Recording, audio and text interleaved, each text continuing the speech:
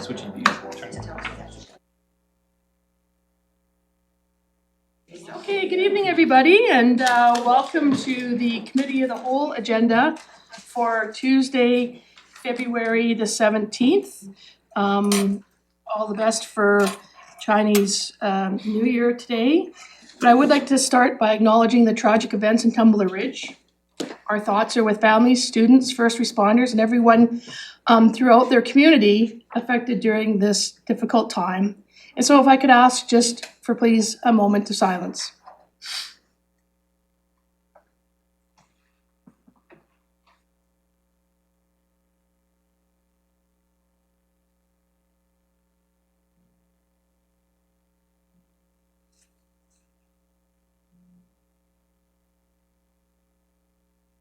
Thank you, everyone. So I'd like to acknowledge this evening that the lands on which we are gathering is the traditional territory of the Tnaha, the Silks, and the Snaax people, and is home to the Métis and many diverse Aboriginal persons. We honor their connection to the land and rivers and respect the importance of the environment to our strength as a community. We have no late items, so I would ask for adoption of the agenda as circulated. Moved by Councillor Woodward, seconded by Councillor Page. All those in favor? And that carries. So I just, Councillor Woodward was very nice in getting up to talk about the limit for in the room. And I know a number of you are probably here to see the Kootenay School of the Arts presentation, which is our last delegation of the evening. And so if some of you wanted to, I don't know, have a chit chat with each other out in the lobby by the elevators, I just don't want somebody from the fire department looking on and taking a look at how many people are in this room and then coming and telling us that we're gonna have to start counting people. So just if anybody else comes, you might wanna tell them that they might need to wait downstairs in the lobby, and for sure somebody would run and get them if they're here for the School of the Arts presentation, for the KSA presentation, so. So when should we come back? Well, I would say we've got Kootenay Circus Arts. That's gonna be probably, everybody gets about 20 minutes to 30 minutes. And then we have the Climbing Association, again, 20 to 30 minutes. And then it'll be the KSA. So, sometimes people only take 10 minutes of their time. I would say you probably have got a good, and then we have culture presentation here by Greg Nestoroff on the Heritage Working Group, and public participation before that. So you've probably got at least 40 minutes and you're not going to miss anything about the Kootenay School of the Arts presentation. Yeah, and the groups before you will leave, you'll see them leaving. Thank you very much. Yeah, just to make sure that we don't get into any trouble. We love a full house. This is really exciting. Should have been here before for the last of the budget stuff. It would have been great to have gotten all that information out to you. Thank you. Anyhow, thank you very much for that. So if I could have, did I do this adoption of the agenda circulated? All those in favor? And that carried, thank you. And we have minutes of the previous Committee of the Whole meeting of January the 20th. Their mover, please. Moved by Councillor Woodward, seconded by Councillor Pinero. Any errors or omissions, councillors? Councillor Payne. In public participation, the resident who spoke was referred to by Mimi, and I think her full name, Marilyn Pollard, should be reflected in the minutes. Sorry, what's her last name? Pollard. Okay. Just didn't have that, so. Yeah, I'm sure it was just information that we didn't have, but that's her full name. Thank you. Seeing that has been acknowledged, and so can I have it's been moved and seconded, all those in favor of the minutes as amended, and that carries. Thank you very much. First item of the evening is our cultural presentation, and Craig, can you just wave at me to make sure that you can hear me? Okay, so I'm gonna do a little introduction and then it will be over to you. So as part of BC Heritage Week, the Nelson Heritage Working Group warmly invites council and the community to stir the pot, the history of Nelson's restaurants, eateries, and food culture on Sunday, February the 22nd from 1 to 2 p.m. This free community presentation celebrates the stories, flavors, and gathering places that have shaped Nelson, from iconic restaurants like the Diamond Grill the Purple Lantern, and the Mediterranean 57, to Baker Street pancake breakfasts, local fruit growing, and jam making traditions. Through photographs and lively storytelling, local historian Greg Nestroff will bring this delicious chapter of our shared history to life. Tonight, Greg is joining us online to give us a brief taste of what's to come. So over to you, Greg, and welcome. You've got a full house here in Chambers. Oh, wonderful. So I'll just share my screen here.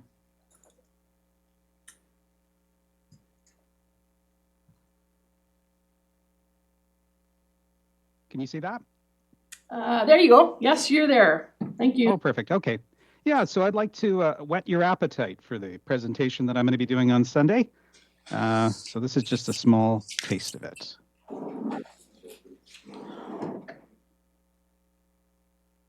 So among the things that I'm going to reveal are Nelson's oldest restaurant, Nelson's first pizzeria, what I would argue is Nelson's most famous restaurant, the locations of Nelson's 2 jam factories, both of which are still standing.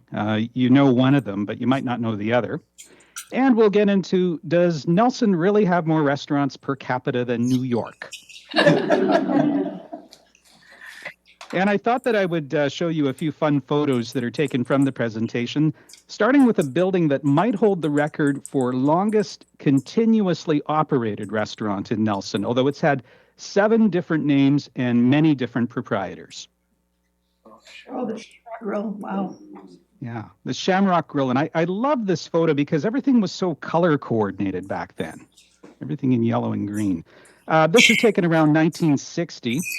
This is a restaurant that opened in 1935 and was known as the Auditorium White Spot, but it only lasted a few months before it became Grenfell's Cafe, and then Armson's Cafe in 1945, and the Shamrock in 1950.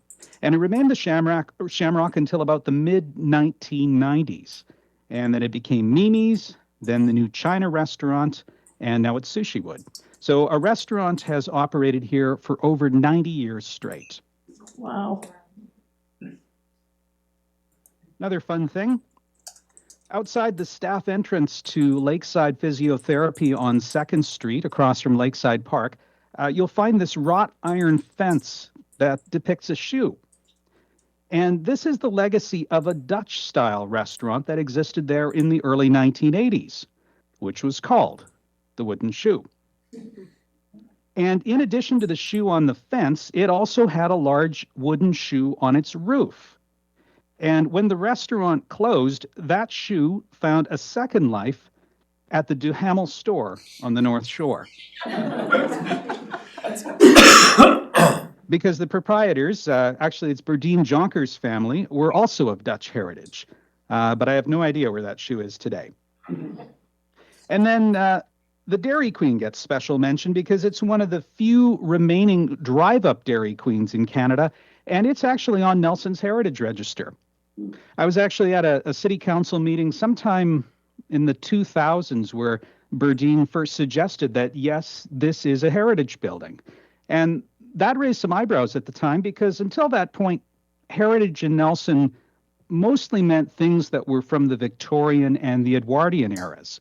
And the Dairy Queen was built in 1957, and it was the first mid-century building, I think, that was added to the Heritage Register. And so it helped us broaden our idea of what heritage is. Now, if you are hungry for the rest of the presentation, I encourage you to come to the museum on Sunday at 1. Wow. That is a teaser, Greg. I have a question from Councillor Payne for you. Yes. Yes. Not a question, it's a comment. I just want to say, if you are planning to go to the museum on Sunday, and I'm not going to miss it, get there early. The last year when Greg spoke for Heritage Week, the museum was packed. It was standing room only. So just a word of caution. I think we talked about moving to a larger venue in subsequent years, but if you want to see this very exciting, and I'm not even gonna try and hit any of the puns or entendres that Greg has hit, but yeah, make sure you get there early to get a seat and be able to hear the presentation. Yeah, I just wanted to let you know, I'm from the museum, you actually need to, it's free, but you need to register your seat. So you can go on our website or our social media and register through there. Even better, thank you. Okay, so register before you go to make sure that you can get in. So once again, that's Sunday, February the 22nd, from 1 to 2 p.m. requires pre-registration to ensure you a spot. Councillor Woodward. Thank you, Mayor. Greg, are you gonna record it so people who don't make it can watch it? We haven't talked about it, but I will bring it up with the group and see if that's possible, something we can do. Yeah, I really hope you do, because I bet you a bunch of people won't get in. Yeah, Councillor Page.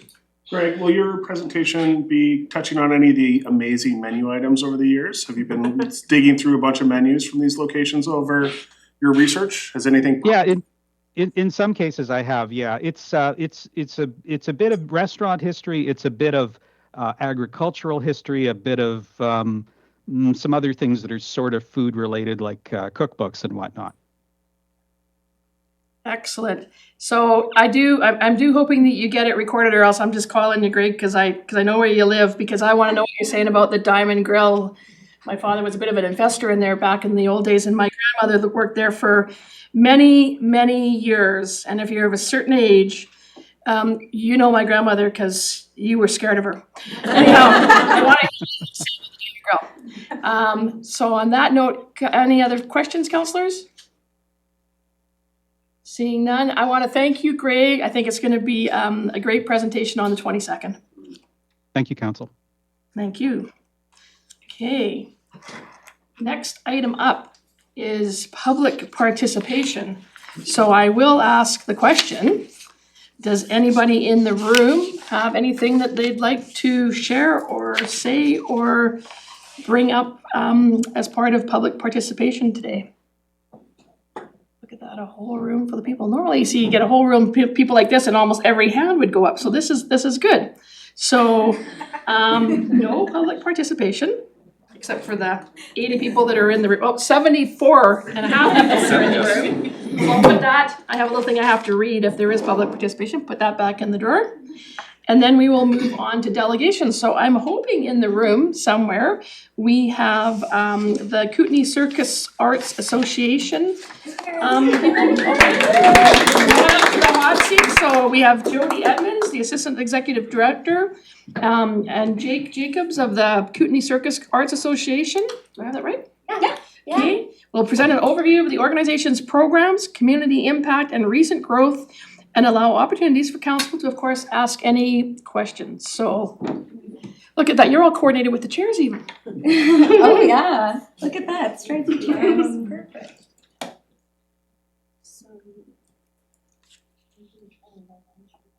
Yeah, we can do that. You can do that quickly, if not, you're just gonna use that. Awesome. So. Okay, so much. Great. But you have to use this computer. Okay. Yeah.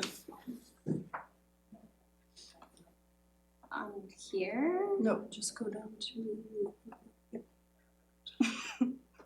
I've never used a PC.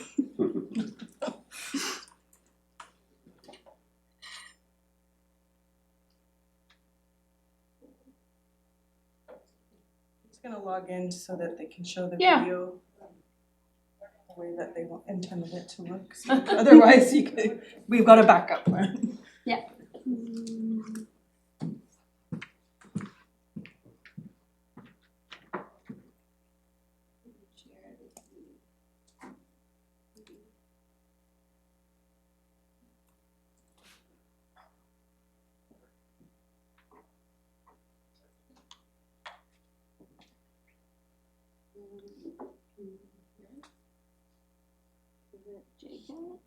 No. Discover Circus app. Yeah, Discover Circus app. So we can back up. So I just sent a video of the presentation. Okay. Yeah, let's go with that.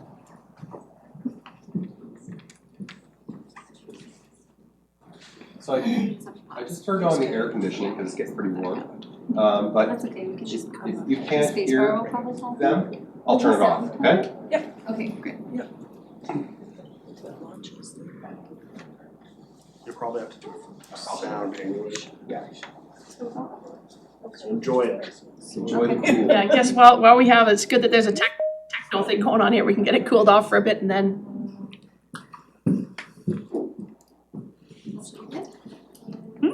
And then we just push things forward to pass it by. Yeah. Okay. It'll come up here in 1 second. Yay! We've discovered the circus. The circus is here! Thank you for having us. Yeah. There's a bunch of art stands out. Perfect. Nice. Okay, cool. Hi, everybody. Hi. Thanks for having us. So we're here on behalf of the Kootenay Circus Arts Association and Discover Circus. My name is Jake the Lady. I'm the Executive Director of the Kootenay Circus Arts Association. I am the Events Director of Boundless Arts and Events, and I'm also an instructor at Discover Circus. My name is Jody. I'm the Assistant Executive Director of the Kootenay Circus Arts Association, the Program Director of Discover Circus, and an instructor at Discover Circus. Us circus folks like to wear many hats. So the first thing we wanted to talk about is just why are we here? Yeah, so 2025 was a really pivotal year for the Kootenay Circus Arts Association. We recently underwent a massive move. There were some very trying times in the past year where we were unsure if we would be able to open our doors in the fall and continue offering circus education in this city. But we persevered, and we're going to tell you all about it. Yeah, and through that process, we learned that a lot of people, when we spoke about what we do and who we are, they just had no idea. Like, oh, you're some small circus school, like up in the top above the Royal, right? But we're so much more than that, and so we're here to share our story. Right. Okay, so first of all, the Kootenay Circus Arts Association is the nonprofit organization that runs these other two programs that you see up on the screen. The first being Discover Circus, which is our pilot program. It's been running for 10 years, which is the same amount of time that the KCAA has been around. And then we also have... Okay, so sorry, Discover Circus is our flagship program. Oh. This is why we make a Sorry. good team. Discover Circus is our flagship program. It's been running for 10 years. And then Boundless Arts and Events, which is the one on this side, is our newest pilot program. It was started in 2024. The organization saw the need to expand and be more versatile, and that's an events and production program, and it produces regular community events and a large festival and lots of mentorship and artist opportunities as well. Yeah. So those are the two main parts that function under that organization. Yeah, Discover Circus is the school that you're probably the most familiar with. It offers education in circus arts for our youth, adults, everybody. Our vision is to infuse circus arts into the culture of the Kootenays by engaging people through inspirational performance, inclusive community, and personal empowerment. And our mission is to offer sustainable opportunities for people to explore and experience the circus arts while fostering connection, creativity, and meaningful artistic expression. Okay, on the next slide, there's a video that offers some student testimonials. It's a video that we made during our fundraising campaign this past summer. So that should play. Amazing. I love circus. So we have this fundraising campaign coming up for our upcoming move happening this summer, which is super exciting, and we're asking our community for help. I find that everyone's just congratulating you and supporting you and building you up.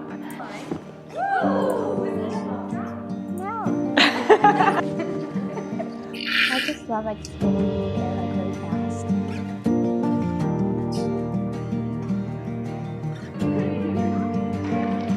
I went to the park with my kids last week and I was able to do a chin-up. I have never done in my entire life. I was very impressed. Parents in Japan or friends in Japan, and they're like, wow, like most of them did never see, kids learning this kind of thing. So I think it's very special. Yeah, I ended up here at Discover Circus because it's fulfilling one of my childhood dreams of being a circus artist. So to explain to you why we need circus, Jody and I talked a bit, and we each have our own perspectives, but in the last week we actually got this letter of support from one of our parents in our community, and I wanted to read it to you because she spoke it better than either of us can. To whom it may concern, I am writing as both a parent and a community member to share the impact Discover Circus has had on my family and our community as a whole. From the moment we walked through the doors, Discover Circus felt different. The environment is genuinely inclusive and welcoming. It's a place where kids of all abilities, personalities, and confidence levels are met exactly where they are. The staff are knowledgeable, kind, and deeply attuned to the needs of each child. Over the course of a semester, I watched a remarkable transformation in my daughter through Circus. She didn't just learn new physical skills, she developed confidence, self-trust, and pride in her own progress. The confidence didn't stay in the studio, it spilled into other areas of her life, inspiring her to try new activities and take healthy risks she would have shied away from before. Discover Circus helped her see what she is capable of. In a world that often pushes performance, outcomes, and competition, Discover Circus offers a refreshing alternative, creative play and self-expression for their own sake.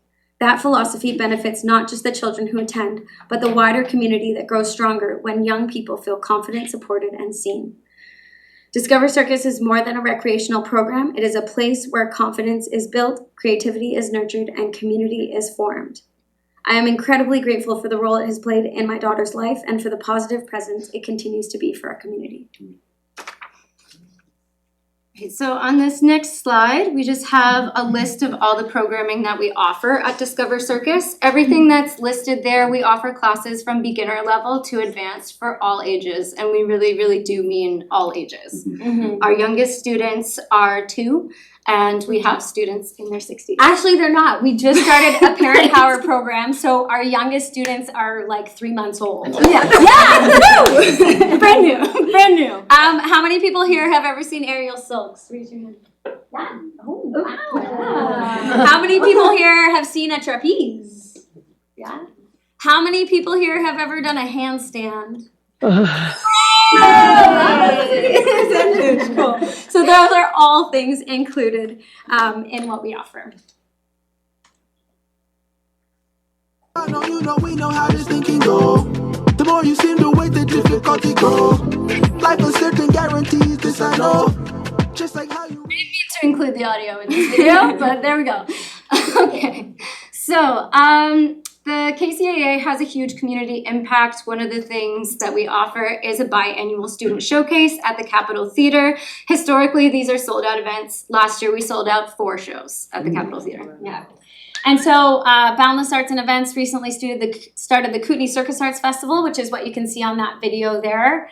It's such an incredible event. In its first year last year, we had 70 participants from places all over, including Edmonton, Vancouver, Spokane, and Lethbridge travel here to Nelson for that festival. We had 13 instructors come, some from the US and even Spain. And it's a weekend of like workshops, learning, panels, like networking, and it's just so invigorating and inspiring. Yeah, and we do tons of other events, but we will move on to the actual numbers.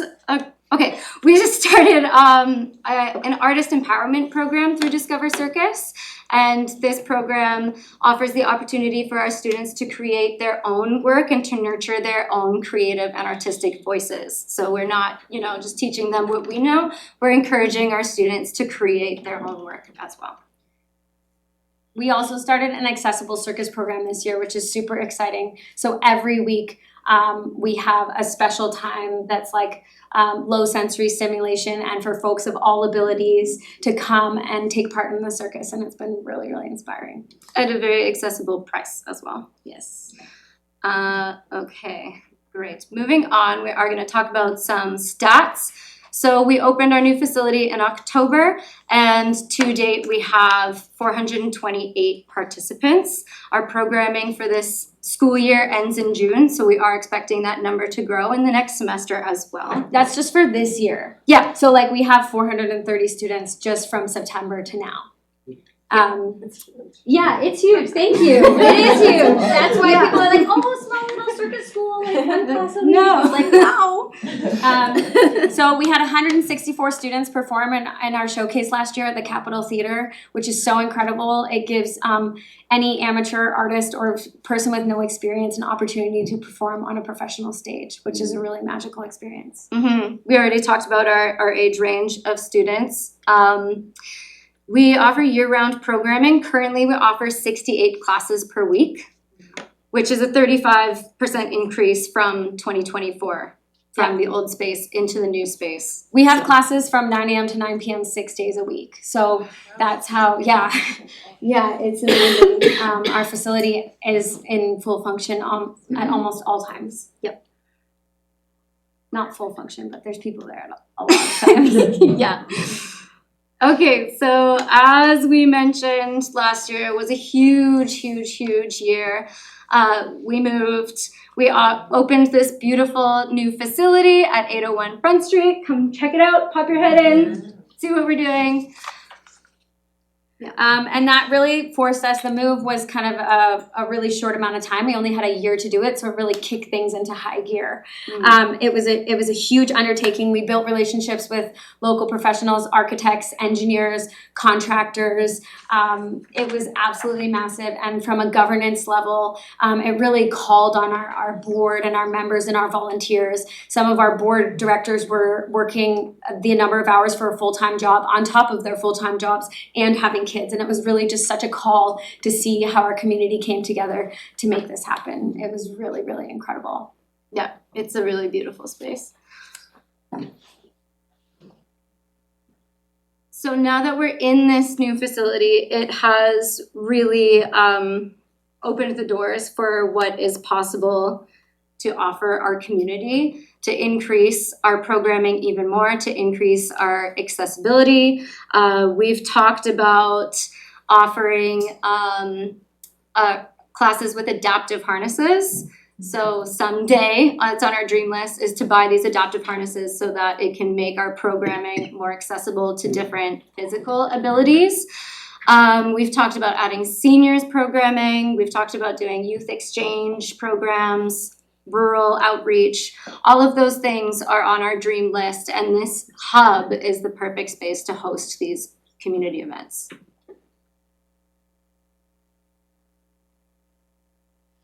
So this is just kind of a slide about the numbers. You can see investment and responsibility. So that little fundraising thermometer on the side, if you can see the number at the top, it says $80,000. So that's what we budgeted our move costs at. And it actually came in at $91,000, which was pretty awesome. We were really close. And we fundraised $25,000 towards our move and our expansion, which was really incredible. We did absolutely everything: sponsorship packages, fundraising. We sold stuff. We had a great fundraising event at Broken Hill on Baker, and it was super incredible. And a big part of that is the safety. Yeah, so the reason why it was so expensive moving was because we were not willing to cut any corners when it came to the safety of our new facility. So the steel beams you see in the picture in the presentation is a custom framework that was built inside the building, which allowed us to expand from 6 rigging points to 16 and still hang people in the air safely. This structure alone cost $40,000. So we're still recouping a lot of the costs of this move. Yeah, and we did really great on our fundraising campaign, but we didn't fully reach our goal, so we're going to be fundraising forever. Which means you all get to see a lot of circus.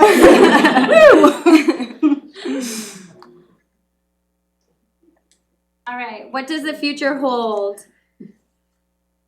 So for us, the future, we're super excited. I mean, we just had a big expansion and a huge year. A big focus for us is sustainability and refinement. We want to let the dust settle and just see, how our new space functions, what all the parameters are at. And we're really focusing on working our numbers and really having a clear picture of how it looks in our new facility and where our goals are. And then a big thing for us is we really want to build partnerships with our community and just enrich and grow the arts scene here in Nelson. That's so important to us, and that's something we've really been focusing on.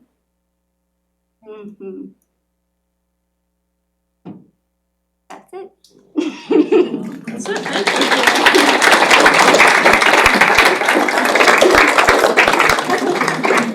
Okay, councillors, questions? Councillor Page. Thanks, guys, for all the great work that you've been doing, and it's really nice to see the update and the success of your move. As you're doing this fundraising goal, and you were talking about the overarching umbrella societies that you have, how many members do you guys have that are aside from programming, and are they paying members? Do you? Yeah, so we actually have around 70 members right now. Some of them are paying members. You can buy a membership on our website, but also volunteers, after they volunteer a certain amount, they become members.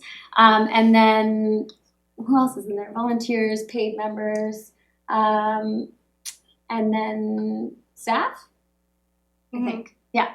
So there's about 70 of them as well. And then we have 7 board of directors, and we usually have like close to 80 volunteers every year for all of our events. Can members of the public be members? Definitely. Yeah, you can buy a membership on our website. It's probably the 70 people here. Yeah. You can buy a membership on our website. Thanks, appreciate it. Yeah. Maybe we should ask before I go to Councillor Woodward, how much is a membership? I believe it's only $15. Yeah. Okay, thank you. Councillor Woodward. Thank you, Mayor.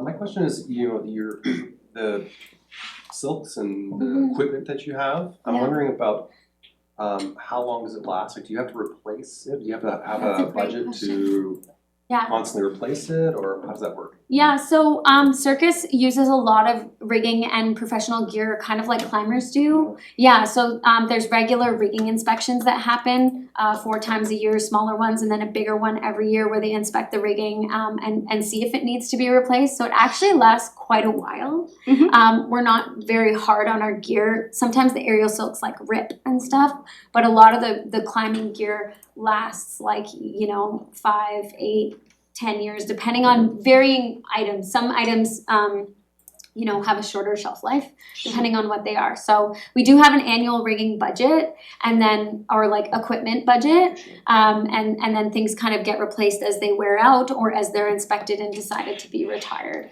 So it is a big investment on that gear up front for sure. It's not cheap, but since safety is such an important thing for us, we make sure that we're really being particular about that process. Thank you. Did that answer your question? Yeah, I just was wondering because as you're growing, the wear and tear on your gear, and it's good that you have that budget. Totally, 100%. Yeah, we have the budget. Instructors inspect the equipment daily as you're putting it up, and then we also have an inventory of all of our equipment tracking that.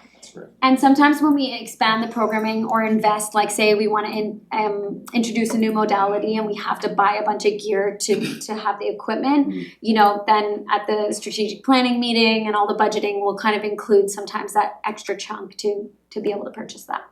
Thank you. Councillor Payne. That is interesting. Where's the next closest place to Nelson? Great question. That's a great question. We came here from White Rock, and that's where my daughters got into Circus when they were younger. One of them's still doing it with you. Oh, amazing. There is no other circus school in the Kootenays. We are the only one, and the closest place that you can go and take Circus is in Kelowna, and we're great friends with those folks, so it's pretty incredible. One of our initiatives that we started and we're trying to grow and advance is the traveling circus program.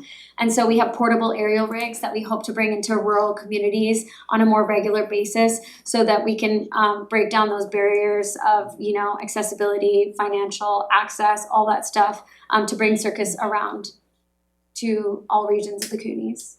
That's amazing. Thank you so much. I remember when we first heard that you had lost your location. It was just heartbreaking to think of it. But now I'm thinking that it was really one of those magical things that turned around just to make it bigger and better. And spectacular achievement in the number of courses you've been able to include, the people you brought in. We hear a lot about how volunteerism is decreasing in our community, but when I look at your organization, it's just so heartening to see you just wouldn't be who you are without all the volunteers. So it may just look different, but thank you. Spectacular work, really. Thank you so much. I'll be at your next show. Okay, great. It's in May. I know. Councillor Pinero. Thanks. It's awesome. As far as like accessibility for people, is there for people that, a lot of just programming is difficult for people to swing these days, and I'm wondering if Circus is to the point where like kids sport or athletics for kids or those sorts of like funds can help people access it or not at this point? Yeah, Is that awesome. something that you guys have looked into at all? Totally. We have quite a lot of students that use funding.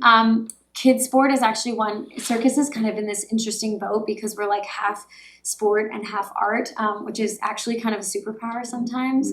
But Jumpstart is one of our funders. Kids sport doesn't qualify for Circus, but we have a lot of like self-design and school boards. We have a ton of homeschool kids. And I think Jumpstart is one of our sort of major funders. We even get some funding for students from the Lions Club. So definitely we work really closely with all those partners. And we actually recently just launched a bursary program through the Nelson Dance Educators Showcase. And so we have some bursaries available to students as well. Cool, thank you. Counselors, any further questions? No. Well, that was really exciting. So Yay! we're gonna get one of those older people. I remember when you were in the other spot, and I think you were doing something actually in the park one day, and I was like, okay, I used to be able to do a hula hoop. I want to do a hula hoop again. I mean, you might have me as a participant for the next 30 years while you teach me how to use a hula hoop again, but I think I'm gonna have to come and visit you. So I want to thank you, Jody, and thank you, Jake, and wish you every success going forward. And you've got a whole room full of advocates here, and I'd imagine that you're gonna see a few new memberships come in the next few days. Awesome. To join you, Love to have so you. Yeah, anyone can do it. Yep. So thank you so much for coming tonight. Thanks for having us.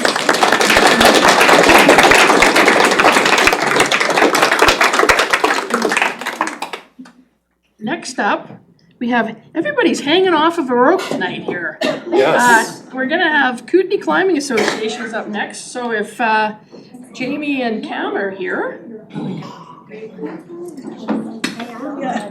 I don't know how staff coordinated this, that we would have all the arts all in one. We need to do a hula hoop off at Canada Day now, a little like council challenge. I'll take you on that.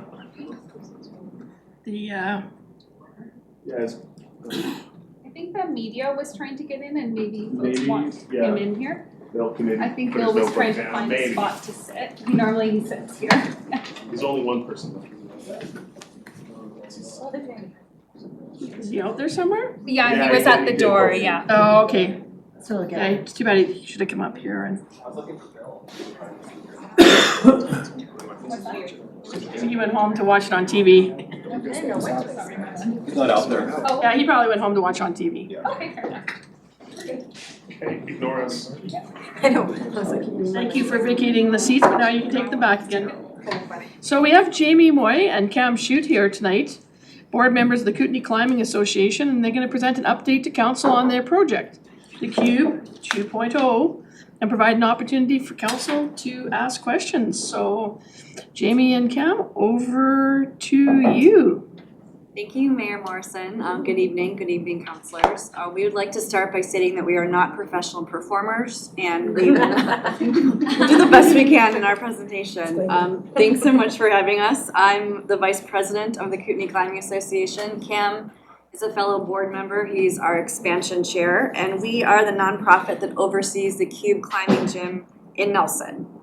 This council has been instrumental in helping us achieve our goal, which is to build a new climbing center in Nelson, one that's built to Olympic standards, the only such facility between the Lower Mainland and Calgary. Just a quick recap, we have a parcel of land that was granted to us by the city. It's just behind Selkirk College's Mary Hall.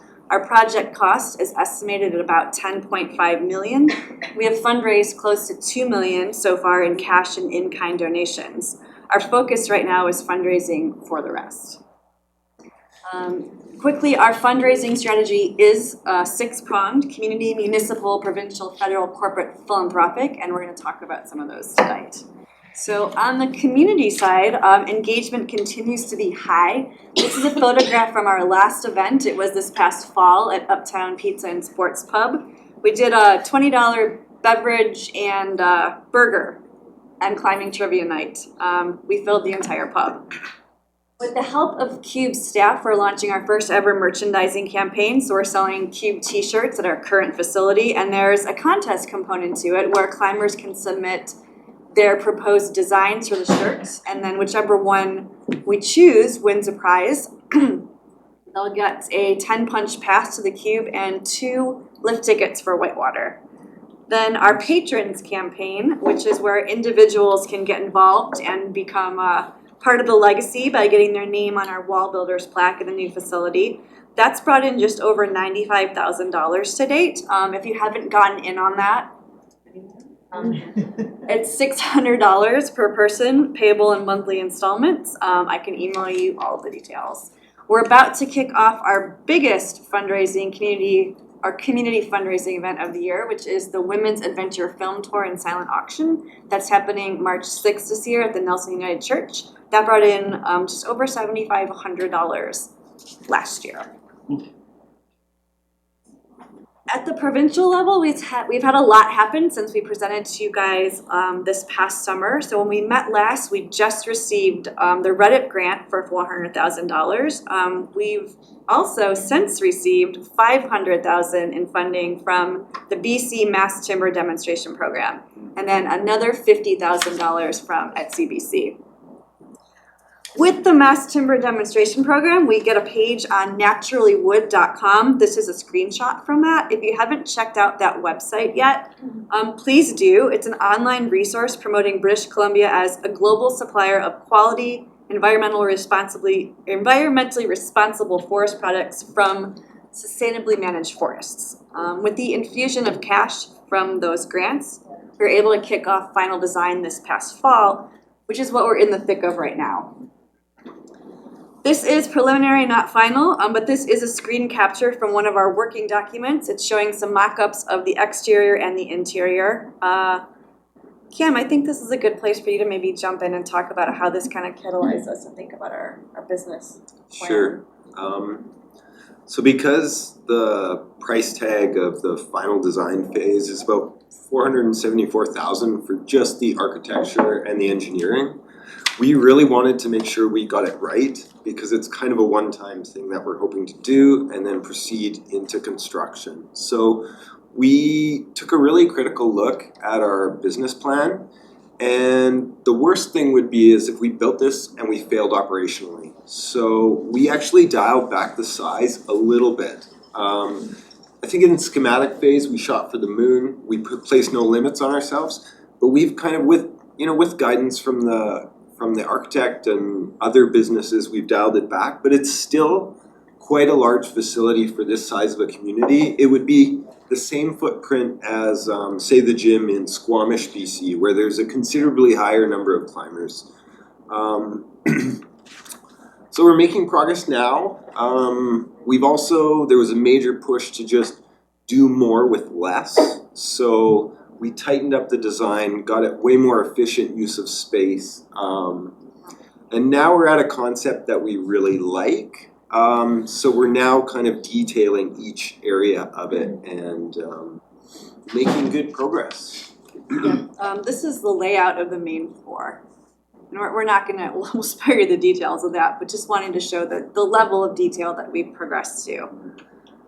On the federal fundraising side, so that $50,000 grant I mentioned that we got from CBC, it's small, but it's super important because that's specifically to help us with fundraising. We're not professional fundraisers, we're learning as we go.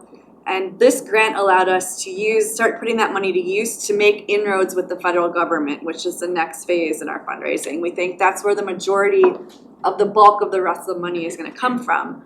To that effect, we hired Kathleen Eyre. She's a funding strategist and consultant, and she's assembled a small team that's going to help best position us to receive federal money.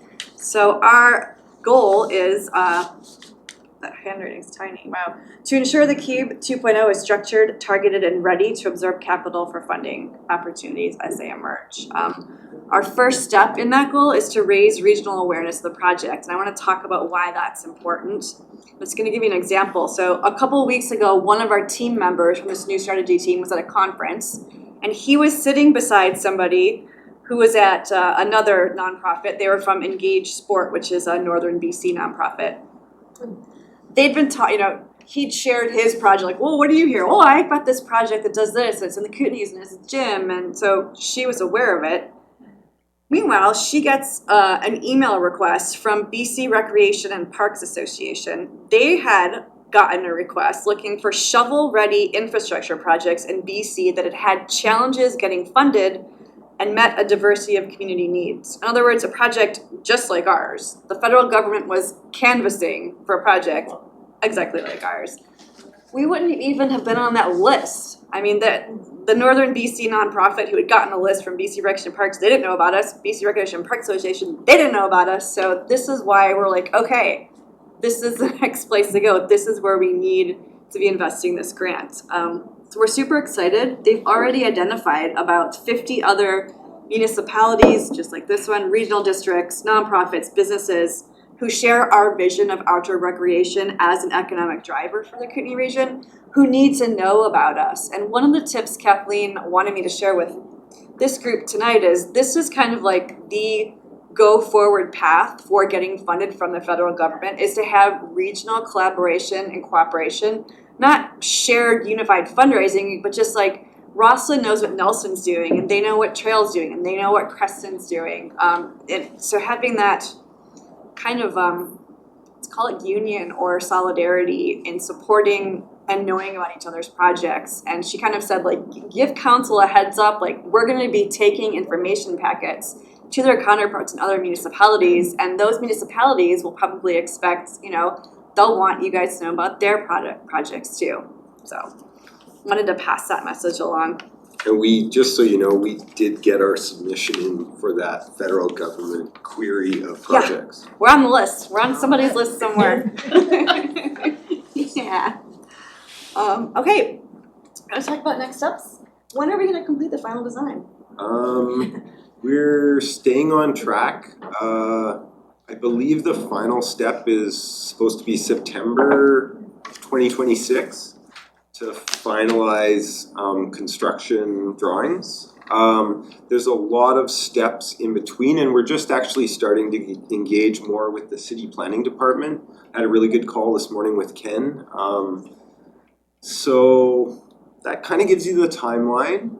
And as we get a little bit closer, really a lot of what the corporate and philanthropic people want to know is that if they do invest, it's a little bit less risk. So they kind of want you to be 50 to 60% funded. So that's why we're going in the order that we're going. And then the next step after that, if all goes well and we do obtain the funding, we will be breaking ground and trying to build this thing. So stay tuned. Good job.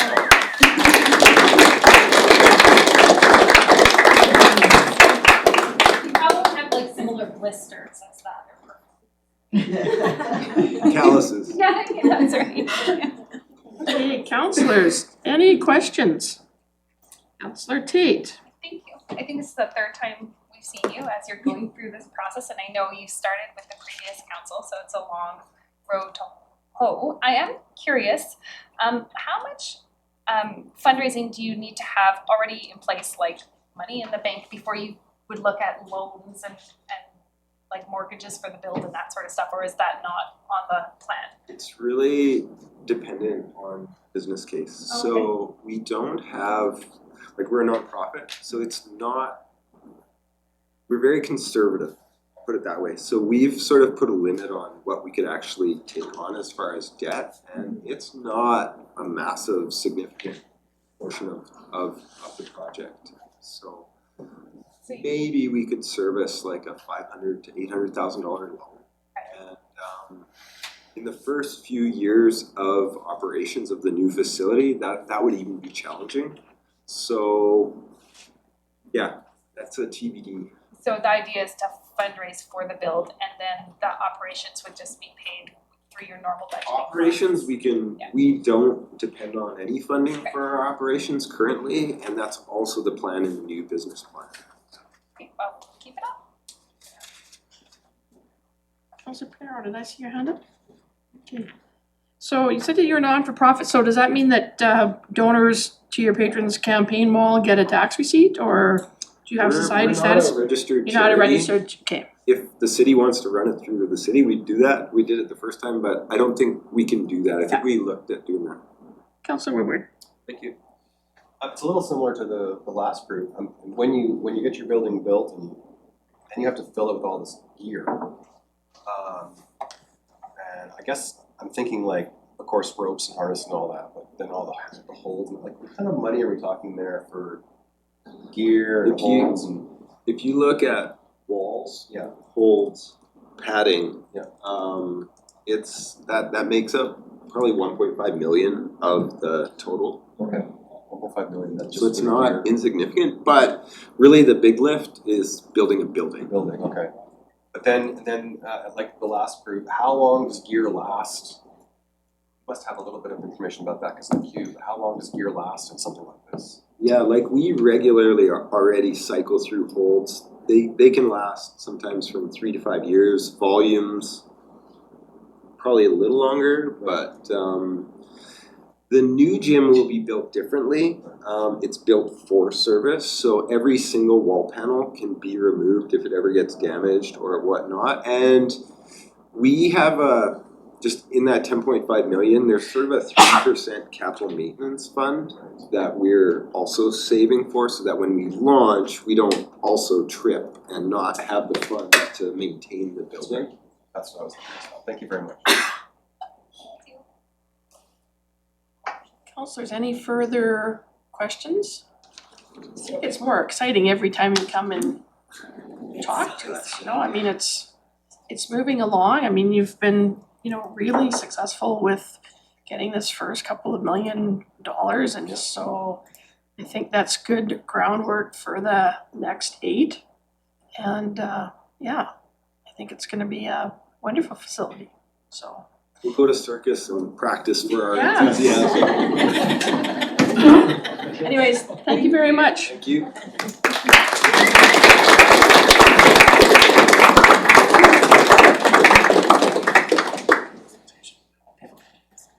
Yeah, I don't know how many people There's lots of people left. left. There's lots of people outside, so this is gonna be a bit of a challenge. I have noticed that a few people have stood in the hallway here because they can see the television that's above my head by this doorway here.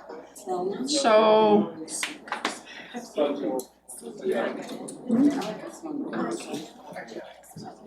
Who knew that we needed to have the TV set up for outside? Well, because we had it set up for those public meetings that we have. Excuse me. How many? There's 50 more people It's gonna outside. get really packed in here. We're probably gonna go over our limit, but it looks like there's a lot of interest, so just so you know that everything's on. And I'll have to say like. We won't point the camera that way. Like I said, if people want to see what's going on, they could be by this door here. If you want to stand.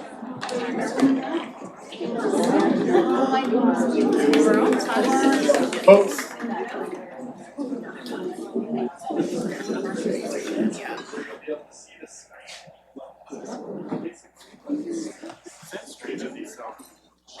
Yeah, you can kind of just watch above my head here. Okay, right here, but not, you don't go into the threshold. Come on, Janice. Be against it. I'll let you go.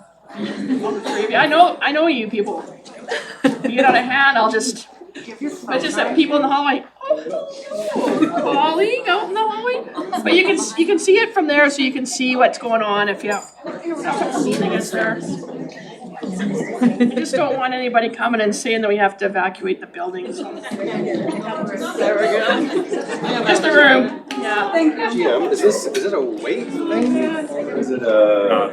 Be able to exit fast enough to Safely exiting the fire. It's totally fire. This is a concrete building. Okay. Yeah. The building isn't going anywhere, but. Just don't dance. No jumping. No jumping.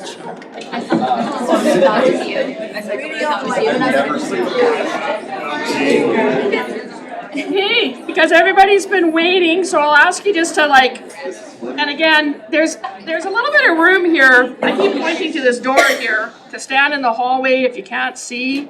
You can see the screen through the doorway above my head if you're out there.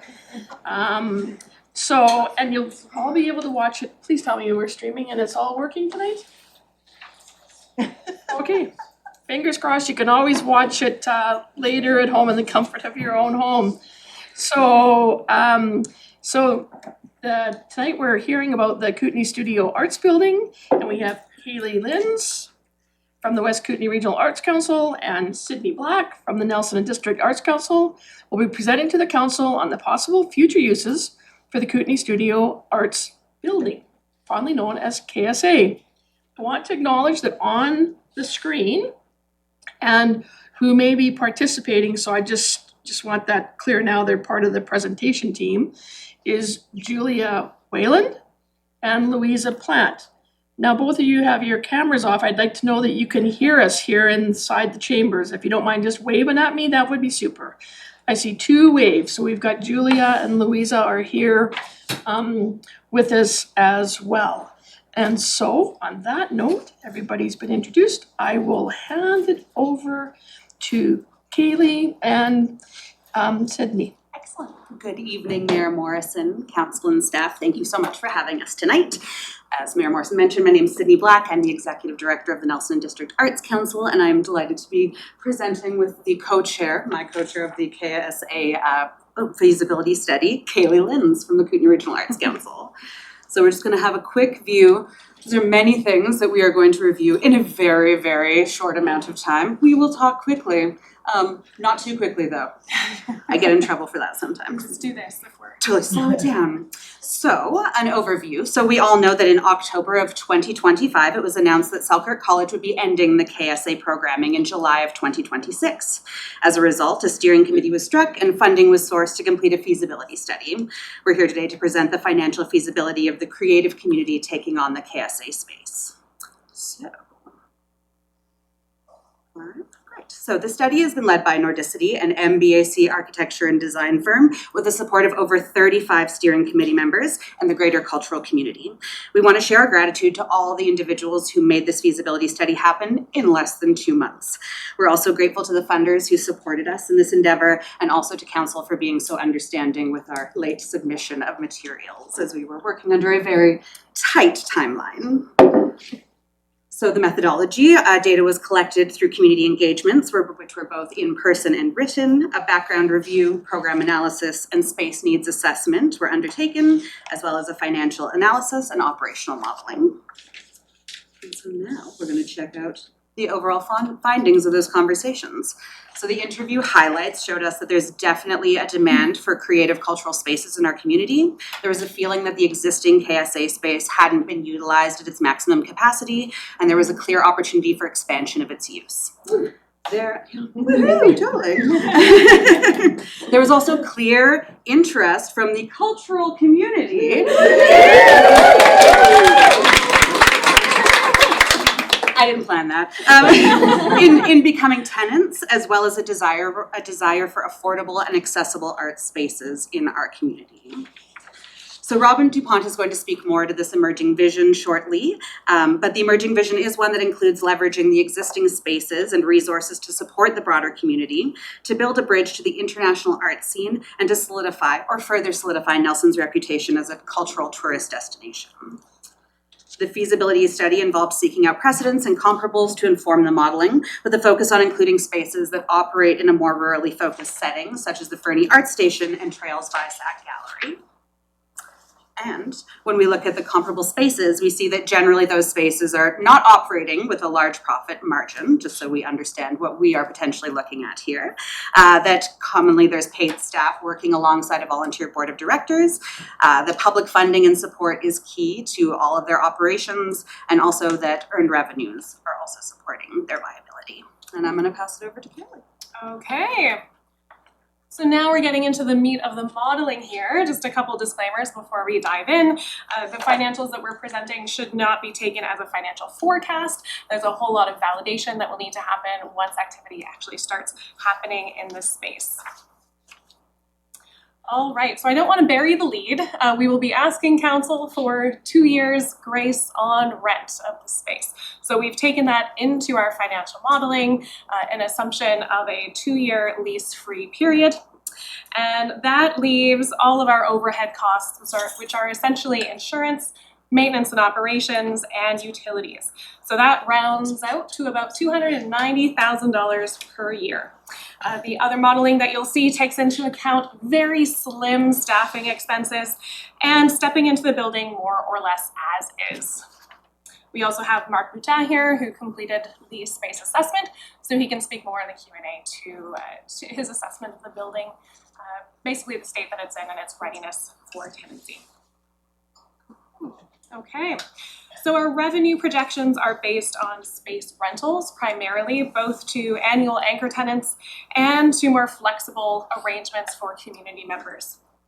This model is extremely conservative, and what you're going to see as a projection, particularly in that community rental line, is really 20% of what has been assessed as the total potential for that rental revenue on an annual basis. So really trying to keep that, that flexible rental very, very conservative in this initial estimate.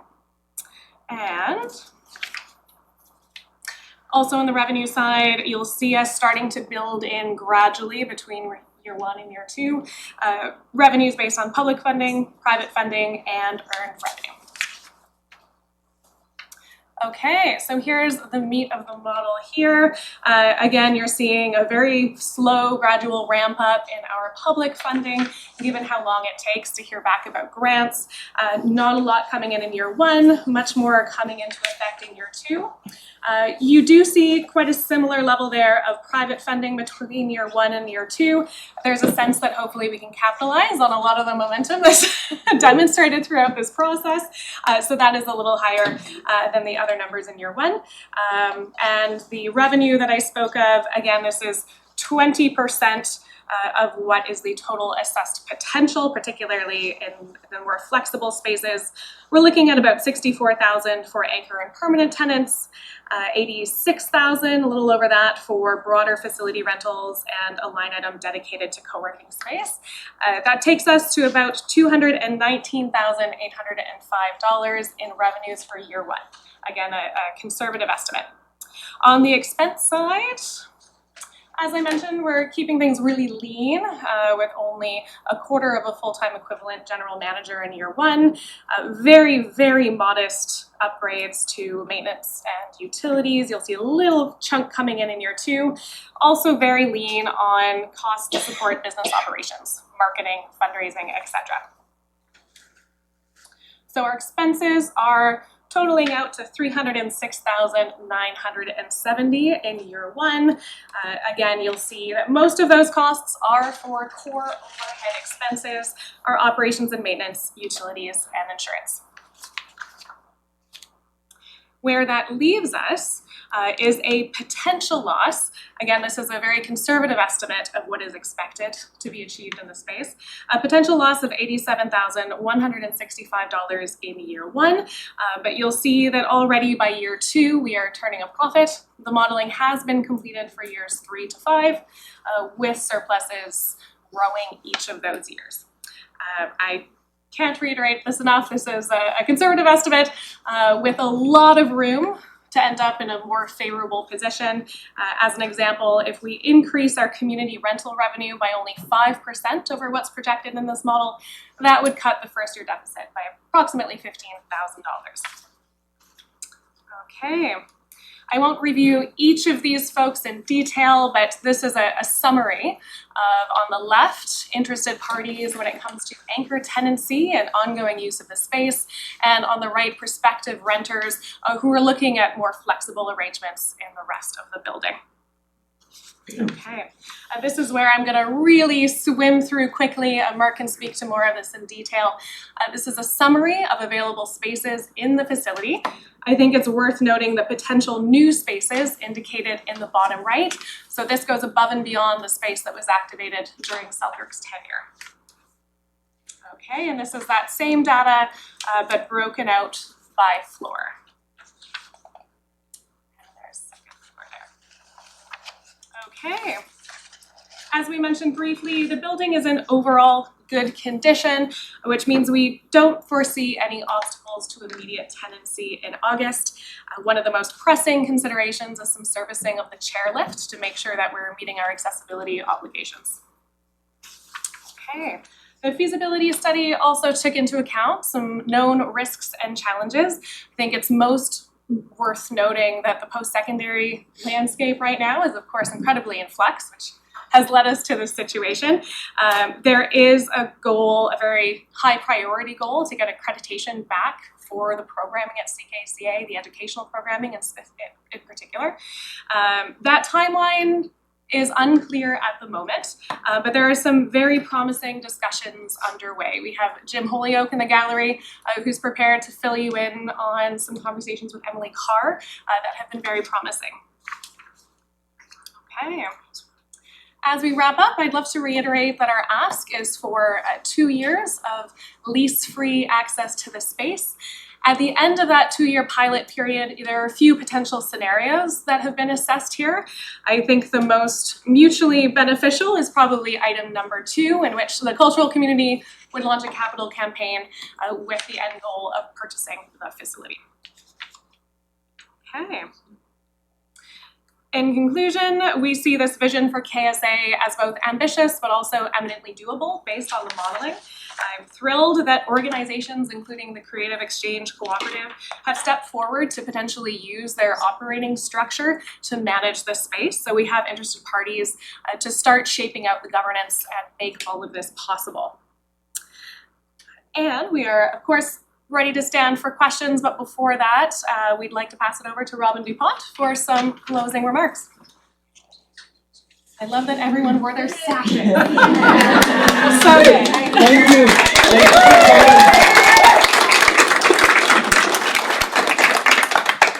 Mayor Morrison, councillors and staff, I have 1 minute. I've been given 1 minute, so I'm just going to rifle through my points here. I'm here as someone who has studied, lectured, taught, and exhibited at many of the precedences looked at for this feasibility study. So to offer that perspective and experience. I want to speak to the coming together of our arts community to create a working group of gritty creatives with the right balance and pragmatism to move this forward. I want to point to the support of the cultural ambassadors on this project. I want to point to the lust of our community to see this project turned into the thing that we all know it can be. Something that contributes to our cultural economy, cultural tourism by bringing national and international artists to teach and share their knowledge. Many of us in this room have international artists visiting us each year. Let's give them a place to teach and share their knowledge. We are not here to create another Banff Center. We're not here to create a Burlington Arts Center. We're not here to create the Yukon School of Visual Arts. We are here to evolve. We are here to cherry pick the very best of those examples and make something that suits Nelson.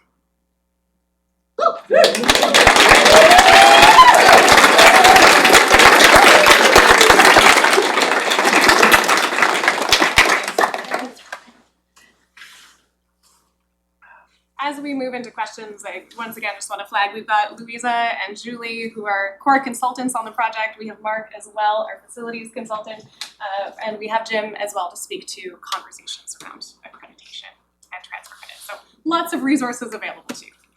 Okay, so council, the floor is yours. Do you have any questions? Mr. Woodward. Thank you, Mayor. So first of all, I wanted to say, like, your organization is, at this point, is great. Really crossing your T's and dotting your I's. It's great to see. It's very pragmatic, which I really appreciate. Because I think, running something like this, if you remove the art piece, it's a business, essentially. And it has to function and work well. So I really appreciate what you're all doing in terms of doing that. So my question is, because a business, so much part of running a successful businesses having a good administration aspect. Because there's the art aspect, there's the student and the teacher aspect, and then there's the administration part. So could you just talk a little bit about how would you develop that? Like who would work there, and like what would that look like?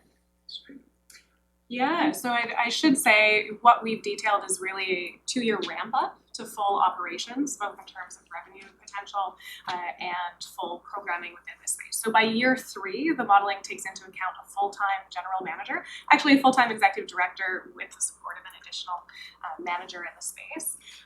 Because we are so lean in the first 2 years, we're only factoring in sort of a quarter of a full-time role, moving up to half a full-time role in year 2. But that is absolutely critical. We're anticipating a fair bit of sweat equity by the organizations that are there as anchor tenants as well when it comes to the governance model. So the details of that are still being worked out. There are options to have representatives from those anchor tenants on the board itself as part of a guild or committee structure. So those details are still under consideration, but there will be certainly very active contribution by everyone who's using the space in year 1, really working as quickly as possible to get to a full-time, hopefully very visionary executive director. So, sorry, supplemental. Yes. So you'd have an executive director and a board that would essentially run the school? No, they would run the building. They So run the building. yes, Okay. there'd be a nonprofit entity or a co-op that would operate the facility, and then the school would be a tenant within. So any of the other people that are listed would be tenants within this. Is there an organization in town that is like a model like that? No, we would be I don't think there is anyone else in town doing that. No. Another Nelson innovation. We love to be on the cutting edge. Maybe the chamber building. Yeah. Okay. Okay. I wonder if it's worth going to Louisa or Julie as far as insights from their comparative research, because there are some comparables that they have seen. Was the Burlington Art Center on a similar model? Were they the ones? It was the Aberdeen one. It's the Aberdeen one. The Aberdeen, there you go. Yeah. So there's parts of that model, so there's a lot of different scenarios, but nothing specifically with the configuration that we're Lisa's okay. Thank you. I think Louise is gonna say something here. Okay. I'm just trying to. Yeah. Thanks. Hi, I'm Louisa Plant. I'm a project manager at Nordicity, working on this with my colleague Julie, who's online tonight, and Mark Boutan from MBAC, who's in the room. So thank you so much for having us here. I was just going to add that the kind of model of having the nonprofit running the community facility is obviously very common. It's the added layer of having a school is slightly different, but also not totally kind of unheard of, like thinking about the school in the Yukon, for example. So it's something I know that the team is considering closely around exactly, the different aspects of that governance model. But all that to say, like, we're quite confident that this looks like viable path ahead in terms of how the governance would function, recognizing that it is ramping up to having a full-time executive director and additional things like the kind of programming support and so forth. Thank you. Okay, I have Councillor Lockenberg, then I've got Councillor Page. So thank you for this. It's really interesting and exciting. But I've got a few questions on the numbers. Let's start with the revenue. You've got yourself projecting at 30% or break even sometime year and a half. And this is a 2-year pilot with the intent of sort of continuing that operating model beyond year 2. So one of the things that I was a little confused about, but then Councillor Payne clarified for me, is that it's your intent to purchase the building after 2 years. That is one of the 4 potential, after 2 years, what could happen at the end. And so it's about how much drive there is of this group that will come together and hold the space, and what funding they're eligible to apply for based off of what kind of configuration it's in. So like a nonprofit is available to receive more funding federally and provincially, as well as from Crown corporations, than a post-secondary institution. So we need to get those pieces in play, and then as soon as we have that governance structure sorted out, then we can hit the ground running and apply for there's millions of dollars of infrastructure grants that are available to spaces like this within the federal government level. So it's it's sorting that out and ensuring and knowing that we're going to have at least 6 to 8 months where we'll be applying for grants that aren't going to come in for another 6 to 8 months. So we'll be playing catch up, but yeah, it's not a concern. It's very standard for how we all operate. Right, so just so I'm clear, so it's not in the plan to purchase the building after the second year? Not at current. It is a pathway that's currently under discussion. There's been conversations around community bonds and other pathways that could facilitate that. But given that all of this has to be verified in practice, we're not prepared to make that commitment at this stage. Okay. I did want to add on the programming note, so year 3 is when we would see not just the tenants of the facility carrying out programming like ceramics education, like weaving workshops, these sorts of things. Year 3 is when the facility itself would start creating and managing and producing programming as well. Things like residencies for domestic and international artists. So a lot more programming that we haven't actually spoken to today is earmarked for year 3. That's dependent upon a much larger staffing complement.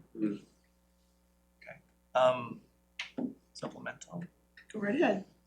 Okay, so then with these numbers here, that 30K revenue or break even profit, I guess, in year 2. The intent then is, if I'm reading in between the lines, is to maintain the 0 rent from the city on that building. So the city would continue to own the building and maintain the bare minimum maintenance on the building. Some of the upgrades, the HVAC, the lift. So once we have a structure in place, then we will have opportunities to apply for infrastructure funding as well within the building. So there will be accessibility funding that'll be we'll be eligible for to fix the lift, things like that. It's just we can't get money until we have a building. So they won't give us money if we don't have a secured space. And so it's very chicken and eggy, but we do know, like through Canada Cultural Spaces, that is very clear funding for professional arts spaces of up to $1 million for infrastructure. Now that's just pivoted what their direction is. And very few groups have accessed that in the Columbia Basin. There's just opportunity that will open up as soon as we have a confirmed ability to stay in the space. Because what I wanted to share with all of you, everybody here, was what we had a discussion this afternoon. I don't know if you caught it online, but we were presented with our 2026 5-year budget, vision and plan. And in that plan that we passed was a plan to dispose of a number of buildings. Absolutely. So that's in the plan. The group understands that entirely, and so we have 2 years to get our ducks in a row and to make the motions forward to purchase. And if that doesn't happen within the first or within 2 years, we recognize as a group that the potential to be in the space may not. Okay. And to be clear, this isn't one presentation and then you're not going to hear from the steering committee for 2 years. Yeah. There will be built into the governance structure checkpoints along the way to verify this modeling, as well as make tweaks to the governance structure and continue to advance conversations around the ownership pathway. So that will be ongoing work over the next 2 years. I think at current, the liability difference between an organization, an existing cooperative or society signing on to the lease versus making a commitment to purchasing the space outright without activity happening in the space is quite a difference. Yeah. And just so you know, some of our experience with owning the buildings while renting to Selkirk at both up at 10th Street campus and at KSA is there's a challenge with maintaining the building. Who owns the building is ultimately responsible for maintaining it. And we have had some challenges in navigating that. And so it looks like the direction, given a really significant, if not massive shortfall in our capital costs in maintaining the buildings we've got. And if we're looking at disposing of KSA previously, like was the trajectory, then I think what we'll need to be really proactive and just embed it into all of the planning for you guys to buy it. And so just so that nobody gets caught by surprise when when And that comes. we've discussed that at length since the beginning of this process, when you first had your facilities chats and we realized there was lots of buildings. So yeah, that's been something that we're very hyper aware of. That report was well timed. Yes, yeah. Yeah. Onberg has laid out the capital liabilities and concerns there, and how that fits into the broader plan. When we're looking at this business model, my first question is, we've got some assumptions here, we're still in a draft form. You're hoping to have some level of commitment by 2026, by August, by school year of this year. How confident are we're gonna get better, more finalized numbers from this feasibility? I look at like a quarter person for a general manager for a state septic and a half a person by a year two. I'm like, is that enough people to run a facility like that? And is that transitioning into that? I worry, and I would like to see more firm numbers around the 3 and 5 year mark. What does this look like over time? Because 2 years, which project has come forward to us where within 2 years the ducks are in a row? Even though you're picking up on operation and reacting, I wanna, that's my first question. When will we get firmer numbers? Well, we have those projections of up to 5 years, so we didn't want to overwhelm with them at this table tonight, but we'll make sure, because we're going to be providing you next week with a package, so we'll make sure that those numbers are in there, as well as all the data points. Yeah, so by the end of February, that's when we'll have the full report by our lovely consultants. To be completely transparent, why we didn't want to show you year 3, 4, and 5 tonight is in trying to be as conservative as possible with those estimates. We did add in some additional rent that could be charged by the city. So we thought we didn't want to encourage you down that direction, but that has been taken into account to ensure that we were still in the black in any scenario. The other thing I would like to flag is that the modeling is all based off of the numbers that Kevin provided us with from Sam Ellison, based off of what the city is paying for their operations and maintenance, which is traditionally higher than other nonprofits pay for their O&M in their buildings in the community. So we are this is of the high end of O&M numbers. So it's all conservative. Look at me sitting up here saying the word conservative over and over again. I'm seeing Julie nodding. She was very active in the modeling. I wonder if Julie, if you'd like to say anything further. No, I think this is all tracking and all the right questions being asked. For sure, as we go out year 3, year 4, year 5, we're getting that little bit further distance from kind of what is known, and you introduce a few more unknowns, but we can, try to show with clarity where those unknowns are, or where we're kind of introducing more pathways. And just to confirm, as Kaylee and Sydney have said, the sort of drive towards ownership or transitioning towards ownership was always very much on the table, and maybe we're hearing would be on a bit more of an accelerated pace than what our current year 3 to 5 shows. But I think we can make some adjustments for the report for sure.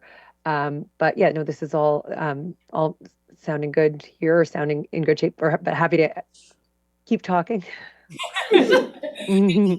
One quick point to your question, Councillor Page, as well. There will be additional maintenance staff in addition to the executive director and general managers. So by no means would that 0.25% director role be the only staff available to the space. Yeah. Supplemental? Yes. So thank you, and that helps address the taking care of the building piece. But you're also still lifting a very big project. And so is this, and I know there's a lot of volunteer effort, a lot of groups that will come together for this. I just think the civic and climbing and the examples that are out there, is this enough to carry a project like this over? I'm worried about this 2-year piece, is where I'm really coming from. Is this enough to have someone engaged, have someone tied to the project, have someone build it over the years it might take? We just got numbers from the BC budget has dropped. We're going to see cuts across the board. At least we're anticipating that. I'm anticipating this is going to take longer. Yeah, even though everyone is digging deep and going for the grit. No, I have confidence around like the federal infrastructure funding that is available to us to access specifically as an arts facility that isn't available for you to use to do the fire hall or anything like that. So we wouldn't be cross competing for funding at all in that space. Yeah, and so I think that again, once we have a form, then we will be able to access cash. And I think that as a sector, we are highly motivated and we do amazing things all of the time. So I think that. Yeah, well, and also. I would also speak to sort of the point on the risks and challenges assessment. We know that grant funding is increasingly competitive, but what's beautiful about having so many anchor tenants from so many nonprofits who already have established business models in place, established relationships with funders, is there can be a lot of collaboration in those asks, and those are generally favored, particularly within arts granting bodies. And with the expertise at the table, Oxygen is at the table, Sydney and myself from NDAC and the Regional Arts Council respectively. Our budget is looking to shape up to about 1.6 million. So this is a large project, but certainly not outside of the realm of what the people around the table are used to managing. And nimble. Councillor Lockenberg, I'm just gonna go to Councillor Payne next and then I'll come back to you.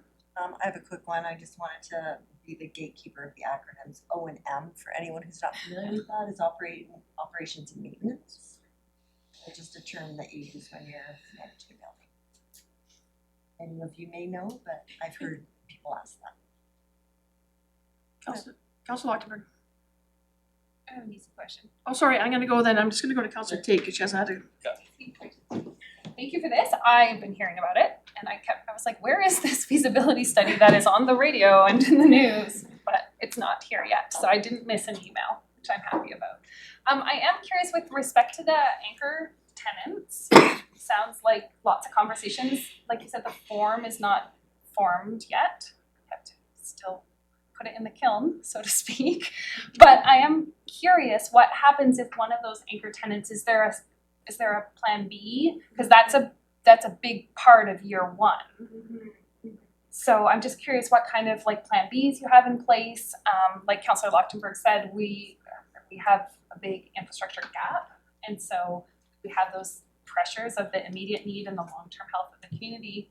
So I'm curious what kind of plan B you have for your own, and it's not even you guys, it's some unformed board. So we've been having conversations with Community Futures around getting their support around building the tenancy requirements for folks. And so ensuring that people are financially sound when they apply for tenancy is going to be a key part of moving forward with this. So again, it's hard for us to have these conversations with people about being tenants when we don't actually have access to the building. And so once that moves forward, we'll be able to have these very serious conversations about people's existing financials and their ability to be in the space. And as always, if it's not financially feasible, we're not going to pull a bunch of groups out of their existing spaces, offices, buildings, and have them come to a space. So we all want to make sure that everyone is very secure and very well held as they come into this space. And so we want to make sure that it's all lined up and that it is very fiscally responsible.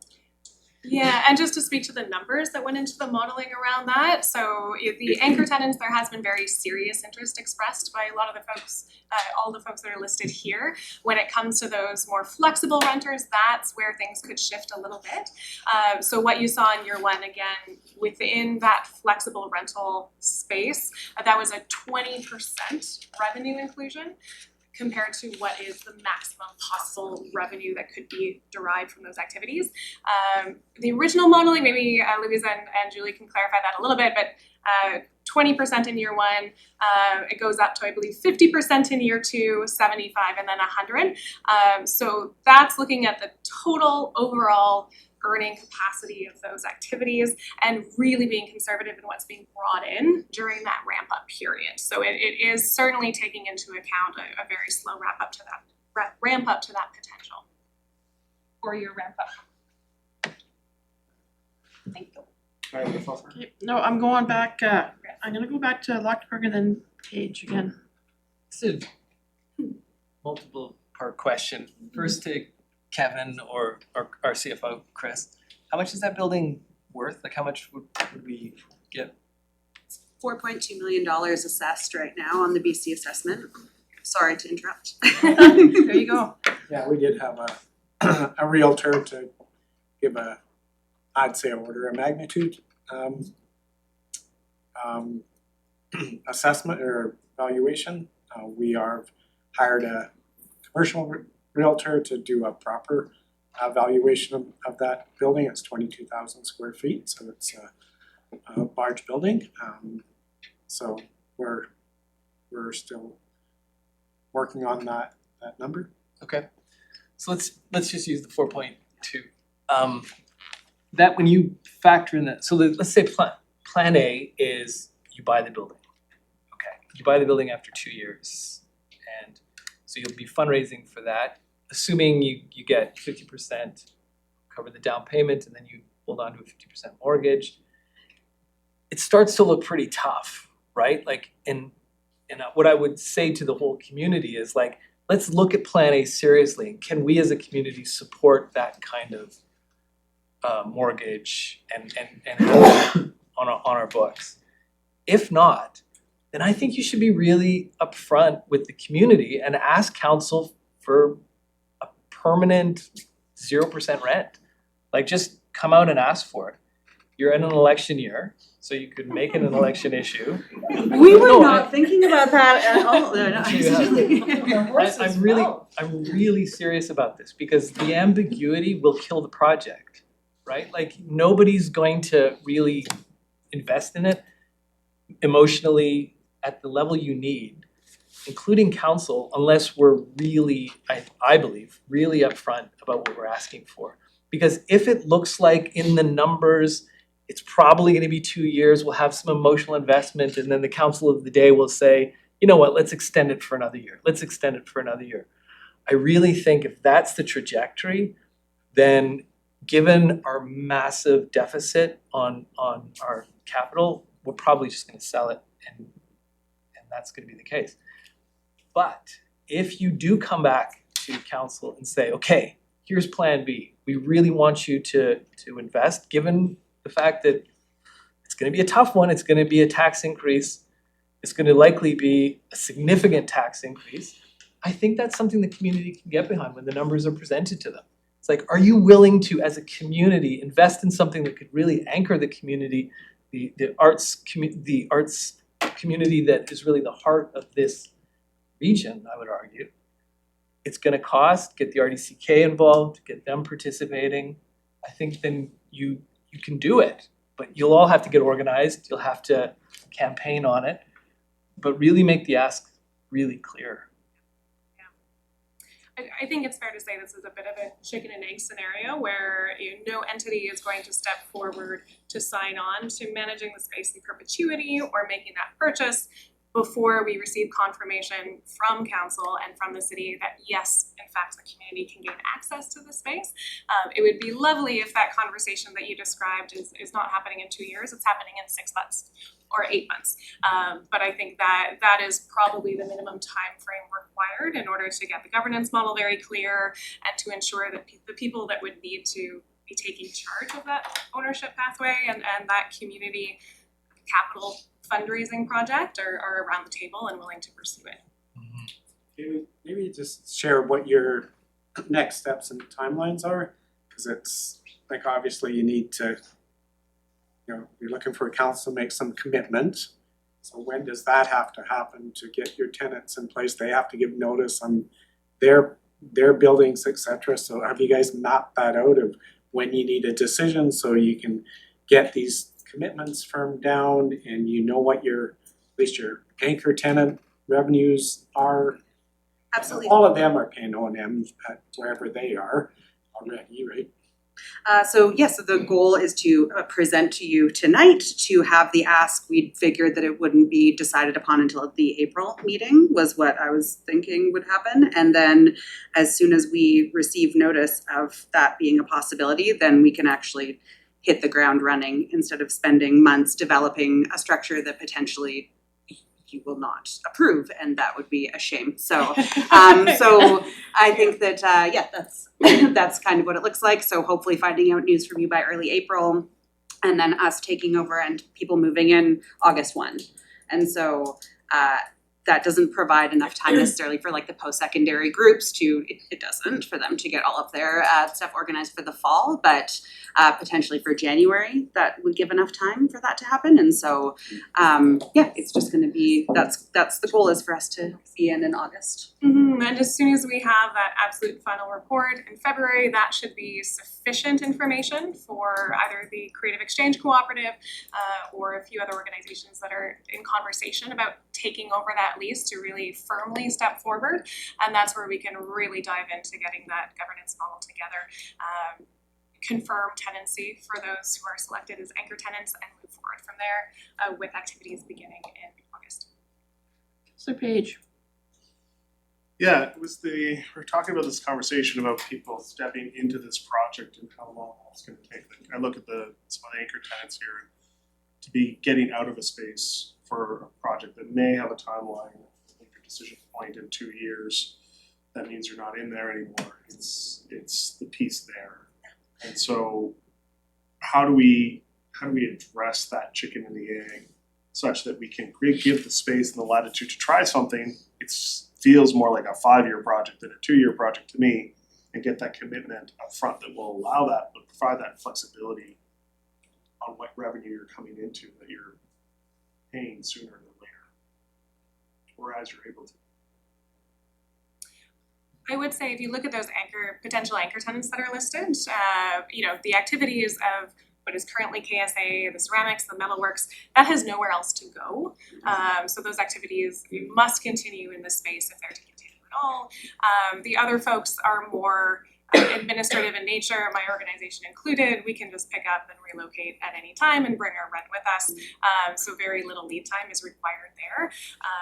We know Katie has a lease right now in the building that they're working out of, so potentially they are looking at and have been having conversations about looking at new spaces. So that is all. And again, it's just being very realistic with everyone as we move through this, that potentially at the end of the day, folks may leave disappointed if this doesn't work, but just being very honest and upfront about what our goals are. And I think that's all we can really do. Councillor Woodward. Thank you, Mayor. I just, listening to all this, I really feel like this is one of those moments in Nelson where for the arts community, this is a massive lift. I don't think there should be any sugarcoating on it. The money here we're talking about is huge. This project is huge, and it's amazing how many people are here that are interested, but it almost feels like, for this whole community, and I mean, not just the arts community, but Nelson, it's gonna be this huge lift. But I really want to say, I feel like you're being very realistic, and I feel like all we're talking about is money and administration, which I know is very dry, but I feel like it is the foundation. And as both of you know, so many groups come and go because they don't have that base to build on, and I feel like you're starting at that base. That's been a really key part of us since we've started, is recognizing the city does not have money to give us. We are not going to ask you for money. That was the first key thing that we talked about. And then, yes, recognizing that the city wants to sell the building and that is a goal. And so I got to take on that fun role with all the artists of being like, we're gonna talk about capitalism. And so it's unfortunate, but it is what is going to make this work out. And I feel like all 35 members of that steering committee have been incredibly realistic about what the potential is for this to happen or not. And we are all going in with the same understanding and awareness of what is happening. So nothing is going to surprise anyone. In 2 years, in 5 years, no one will be like, oh, what did you do? Because this has been what the plan has been since the beginning of us coming together. We also didn't mention a lot of those interested parties have submitted business models as well with their own revenue and expense projections, so that there's demonstration of what they could afford to contribute to O&M and to the overhead of the building. So that's part of what was taken into consideration alongside the numbers of the city and comparables from the other institutions noted earlier. So just on procedure, Councillor, you're okay if Mark, I didn't introduce him. Like, what happens is when you're in the audience, we don't tend to acknowledge you, but I know that you're kind of part of the team, but you're at the very, I mean, and the same with Robin, they kind of snuck him in there, like, I try to keep explaining to Sid what the rules are. But you know what, I'm pretty flexible tonight, so, council, as long as you're okay with Mark, he's part of the I think development. Good job presenting, and obviously the focus were financials, right, as you said, and I think the questions that you guys have generated are super understandable. The big picture, council wants to feel assured that this makes sense. But there are thousands of variables, right? But anyway, there are thousands of variables, and nobody can deny that, right? Although we've run modeling, financial modeling. But we know, everybody here in this audience knows, there's these amazing precedents in cities like Nelson, of its scale, bigger and smaller, that are remarkable community neighbors and community builders through the arts and through culture and through communication and through dialogue. So we know that, and they're running financially in the right way. So that's what we're trying to get to. But to get there, the roadmap there, frankly, can't be done for August, right? I mean, there's just these guys have been really realistic, saying, this is what we can do in the first year, this is what we can do in the second year. But there's conversations tomorrow with Emily Carr about having an accredited program. Well, my past life, I was dean, and bringing on new programs takes over 2 years. So you guys have asked us to be really realistic. To some degree, we're asking you to be really realistic. Those precedents that have been quoted are remarkable entities, culturally and financially and socially, take time to build. And there's an immense amount of sweat equity that's been committed to it by the people in this room and beyond.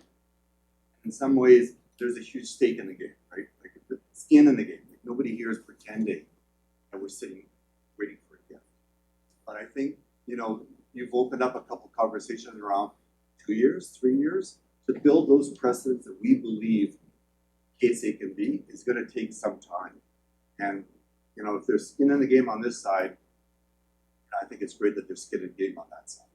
And together, right, we're going to make it work because we know they do work. And Nelson, for all the challenges that we understand from post-secondary education with the lack of financial, federal government and those kinds of things, we know that Nelson is one of the most desirable places in Canada. We know we can attract people to come here, students to come here, people to come from residencies. We know that that's going to be enabled. The roadmap is going to take time. And I think that's being very pragmatic.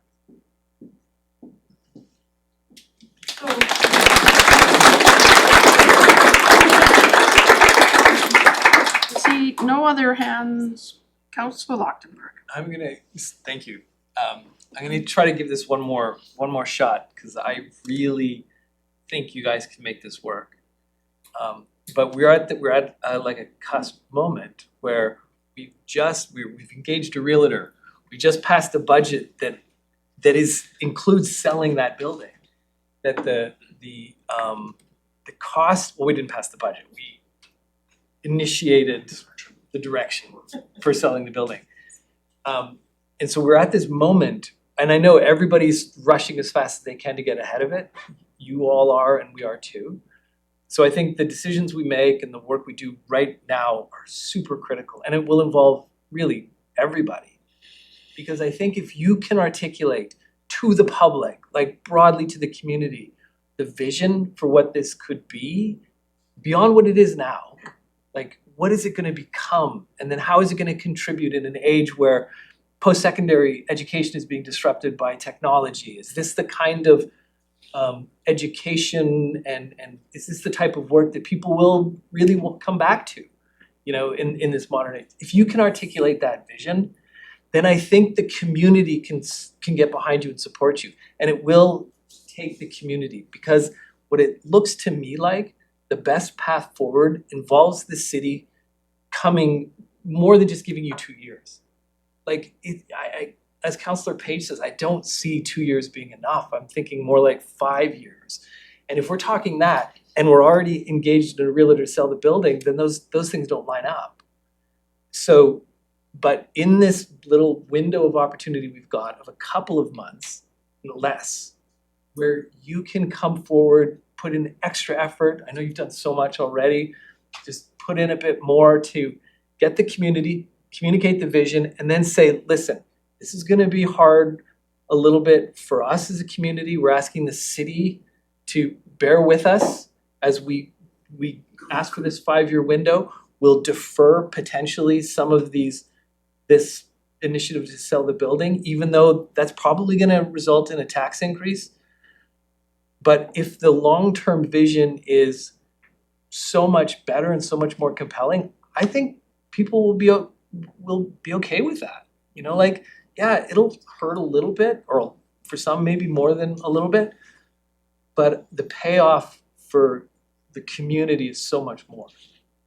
So I would briefly add to that, Councillor Lautenberg, that in the full report and based on the modeling that's already been completed by Nordicity, there are it's not the full picture, but there are definitely pieces of that longer term vision of what KSA can be, both the facility itself and the instructional component as well. Louisa or Julie, I'm not sure if you'd like to speak to that. We could only give you a sense of the financial sustainability in 10 minutes. So you have sort of one or the other, the grand vision, or here's the pending business model that we're working under. So we opted for the latter. But perhaps our consultants would wish to speak to that longer term view.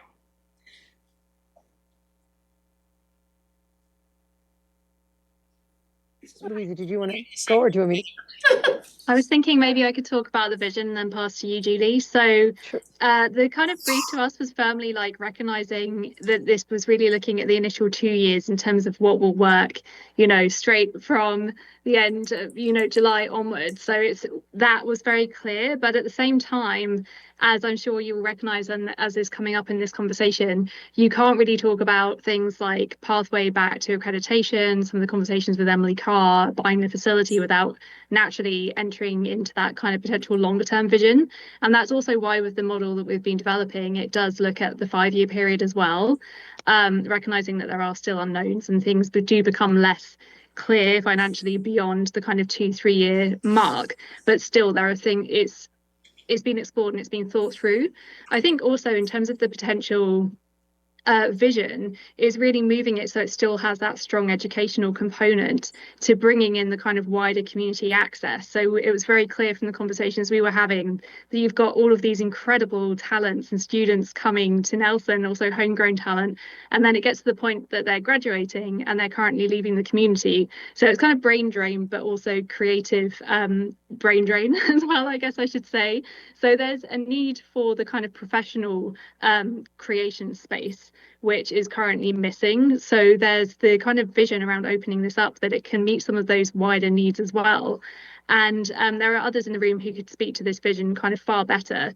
But one of the points I just wanted to make is around, thinking around cultural tourism. So not saying that this is kind of the aspect like you would necessarily visit there immediately as a visitor, but in terms of Nelson's wider reputation, speaking as myself, I've been in Canada for about 7 years, but by about year 2 of being in Canada, I'd already heard about Nelson. And obviously loving arts and culture, people were saying you have to visit.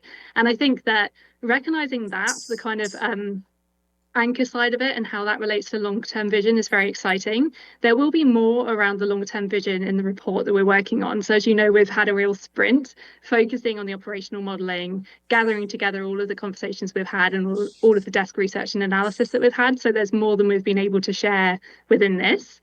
But just to say, like, the thinking is there, and there are others that can maybe better articulate the vision side. But even kind of thinking through like the numbers, maybe I can pass to you, Julie, and just you can talk a little bit more about the longer term kind of 5-year period. Yeah, no, absolutely. I think it's fair to say, just, I'm going to be repeating myself, but you can sort of see what the next 2 years looks like by necessity a little bit. And I do just want to clarify that we don't see year 1 as like a sample year where it's fully operational, all systems go. And that's partially why that staffing is that little bit low too, is because and rent is low. Everything is kind of depressed in year 1 because we anticipate it's a real kind of pilot year, if the whole thing is a pilot, but just to, I want to just nest that as like a little footnote of why year one looks so skinny, maybe.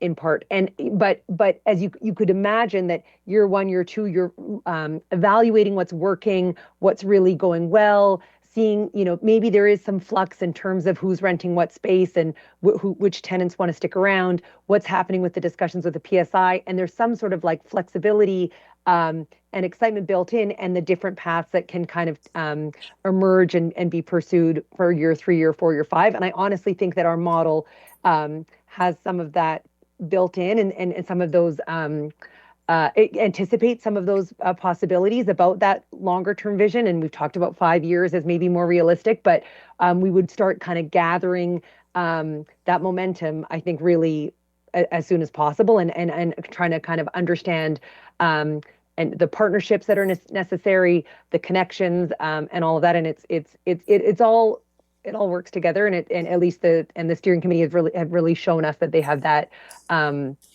ambition and confidence in that way forward. So I don't know if that's helpful, but definitely in our report. It will be in our report.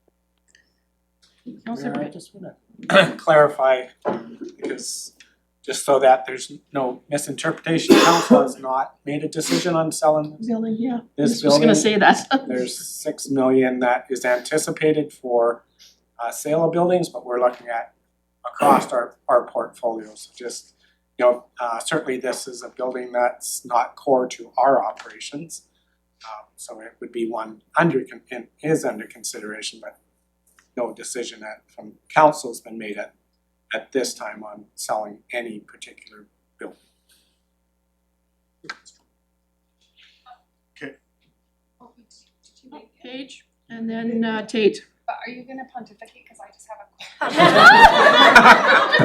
a Go fast. So I just want to remind everybody, so I was going to straighten that out about the sale of the building. I just want to remind everybody that's in the room tonight, this is a delegation. This is a committee of the whole. We are not going to sit here tonight after you all go, or while you all stay in the room and deliberate, yes, no, free, no, they got to pay, $100,000 a year. That is not tonight. That is not tonight. We got this document very late, nobody's fault. So it was on my desk when I sat down at 4 o'clock to start the meeting. So I haven't read it. So I got the Sydney speed reading, like we're gonna name something after Sydney speed reading something or other symposium. So none of us have had a chance to, set our eyes on this. Plus I'm hearing that we're gonna get another report, which is more fleshed out, which I'm really looking forward to, that I will hopefully have a bit more time to read. So there's a few things here, there's a few moving parts. So I just want everybody to be clear. One, City Council has not decided if and when and what buildings we are going to sell. We have many buildings. We could sell this lovely building that you're in right now. We could turn it into an art space. If you don't get too carried away. And then we need to hear back from you with a fuller report. We need to have time to be able to actually even read this little mini report that you've given us. We are well aware that you need to have a decision. Any decisions that we make have to be made at a business meeting. This is a significant decision to be made, so it's not made of the cow. So just on that, I just want people to have some clarity. Because I think a lot of people might have come tonight thinking that this was the moment that the decision was gonna get made, and this is not that moment. So stay tuned, everybody. Councillor Page.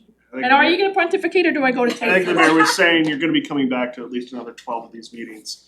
I think a lot of us, we kind of move past the vision, because I think for the most part, we all live and love Nelson for what Nelson is, and that's why we're more so. We've done this with the climbing, we've done this with the Civic Center, pressure testing the assumptions within the business plan, and hopefully inspiring the rest of the community to be like, as much as you think you're gonna have to raise, it's gonna be more.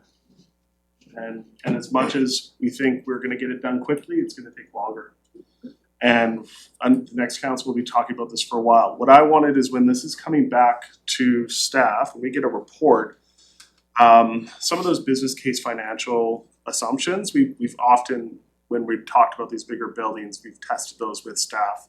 There's been a really close time, and council's directed staff to do that, of just, what are these assumptions? What are the assumptions of the subtenants of the subtenants, right? Like, there's guilds in here, and they're having to get accredited, they're gonna have to bring classes in, they're gonna have to stand those back up, how long is that gonna take to get to full complement? Like, what are the assumptions under the assumptions? Because Well, can't have a situation. accreditation doesn't mean operation either, right? Like, they would still be able to provide services, provide classes, courses, have people come in, they just wouldn't be able to provide someone with a degree to do that work. And so, so they would still have opportunities to be making money even outside of that post-secondary specific institution.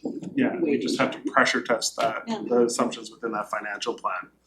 So, and this is coming back before summer, Asking for April. okay? Are we referring it from here? Well, that's kind of what our job is here. Councillor Tate, wait, no, I'm gonna go to Tate before you do that. I'll move to refer.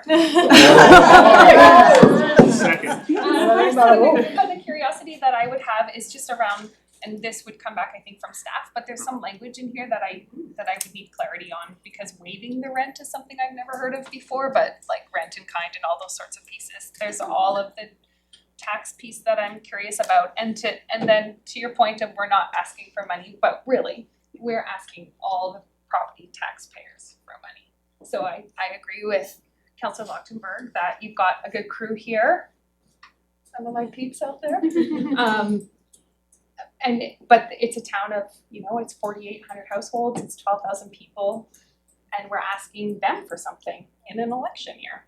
So that's important. I think that's important. May we raise as well that we were looking at precedent prior to 5 years ago, at the point at which Selkirk was not charged any rent at that point either, where we looked at those numbers over time, and we completely understand the pressures that were on the city and the necessity of adding that into their operating costs. But we do know there is precedent here for the request that we're putting forward. Sydney, I would ask you, sorry, there's a gentleman that I see putting his hand up there that I do not know in the room. I don't know if he's part of your team, and I need to ask the pleasure of the council to have him speak. If he's just an individual in the room, I need to ask him. We know Jim. Jim's rolling with us. May Jim have 1 moment to speak? Mayor, please. Sure. Well, they probably should come up because this is recorded Yeah, and this is someone's recorded speaking from the back. It's really hard. Probably we didn't hear any of, Mark, you're not on the record, so, it's just the room. Hello, everybody. My name's Jim Holyoke. I'm a professional artist based here in Nelson and an instructor at Emily Carr University. I'll be meeting with the president of Emily Carr tomorrow with Genevieve Robertson, who's my partner and also an instructor at Emily Carr. And that will be to discuss the possibility of accreditation, either Emily Carr offering credits or accepting transfer credits from KSA in a revised form. And I'd like you all to imagine how amazing that would be and what that would do for our community. A revitalized KSA would strengthen Nelson's reputation as a destination city, not only for tourism, but for culture, education, and innovation. And accredited fine arts programming could coexist and amplify all the other activities that have been proposed by the steering committee, creating a dynamic, multi-generational cultural hub. And to the economic argument, the arts create jobs, attract students, stimulate cultural tourism, and support small businesses. A strong arts ecosystem draws creative professionals and young families seeking vibrant communities. A revitalized KSA within accredited programming would position Nelson as not just scenic, but as intellectually and culturally vibrant place to live. So it's an investment in Nelson's future. Our steering committee is made up of dedicated, passionate, and experienced people, artists, educators, and arts workers who have a vision, collective will, and capacity to bring something amazing into being given enough time. And I can't help but try to address some of the intangibles that haven't been spoken. Because the value of art is so difficult to quantify, it's often underestimated. Yet the evidence is really clear. The creation and experience of artwork profoundly shapes how we perceive and understand the world. It strengthens attention, communication, and critical thinking.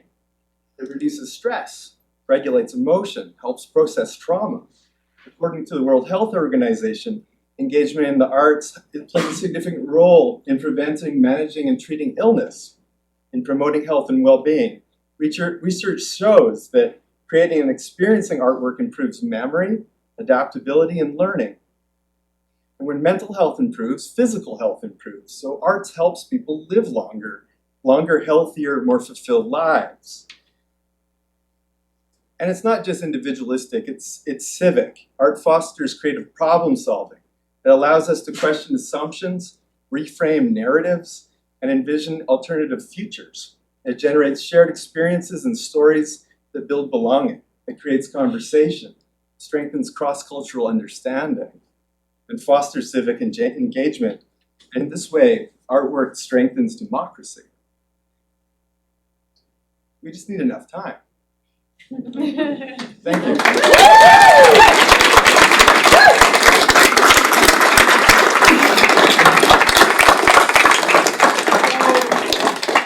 Thank you for those words, Jim. So perhaps we'll end on Jim's lovely thoughts and words. Councillor Tate, you have a motion? Just need a second. What's your motion, please? Oh, move to refer to And- April. Second, And it's been seconded by Councillor Page. we are okay with the direction I gave earlier, or do we need to build that? No, we don't need to beat that. Oh. I don't think, April, does that give you enough time to work with that? Yeah. It's a little bit busy. I'm just gonna be honest, it's a really busy time of the year because we still have to we have a lot of business that has to still occur in the next couple of months about just getting the city budget done. Just we gotta make sure that we don't have meetings that go until midnight, because then I have to go through a whole other procedural process, and we don't wanna do that on any given night. That aside, so we've got a motion, it's been moved and seconded. This issue has been referred back to staff. All those in favor, and that carries. So this has been referred to a business meeting. Obviously, there'll be work between the parties, and and then we will make a decision, a go-forward decision at that time. So we look forward to getting the rest of the proposal back. I just want to thank all of you for coming in. It's always good to have a room full of people that are all on the one side, because I don't have to ask people to say, no, we all have to be nice and listen. So that's always a good night. And so I want to thank Kaylee, I want to thank Sid, I want to thank Julia, Louisa, I want to thank Mark, I want to thank Robin, and I want to thank Jim. And I want to thank all of you in the room tonight for coming out to support the arts community in Nelson. Thank you, City